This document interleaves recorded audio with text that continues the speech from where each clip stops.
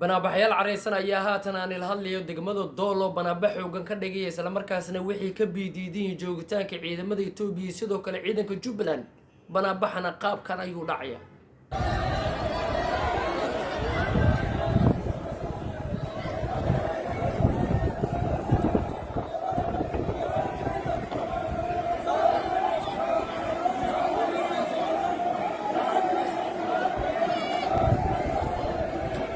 banaabaxaas haatan daawanaysaana dad badan oo kamid ah banaabaxyaasha ayaana iminka la soo warinaya in rasaas nool lagu furay isla markaasna dhimasho dhaawac iminka ay jirto.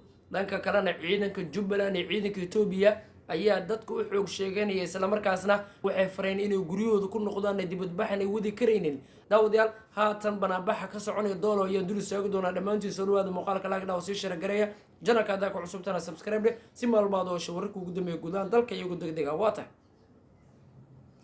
daawadayaal haatan aan ila hadlay banaabax xoogan ayaa ka soconaya doolo dadka ayaa ku qeylay dhaaminaya joogitaanka ciidanka Itoobiya inay diideen sidoo kalena ciidanka Jubbaland inay diideen. dadka ayaana sheegaya in ciidanka dowladda federaalka ee Soomaaliya doonayaan sidoo kalena waxay sheegayaan in xornimadooda aan horstaagi kareenin isla markaasina xor u yihiin in deegaankooda dhulkooda difaacdaan.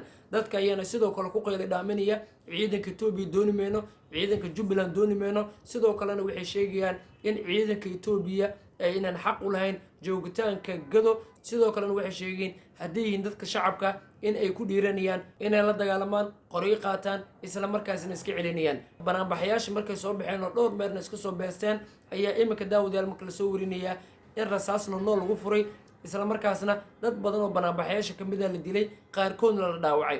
banaabaxayaana daawadayaal haatan aan ila hadlay markasta dambaysa sii xoogaysanaya.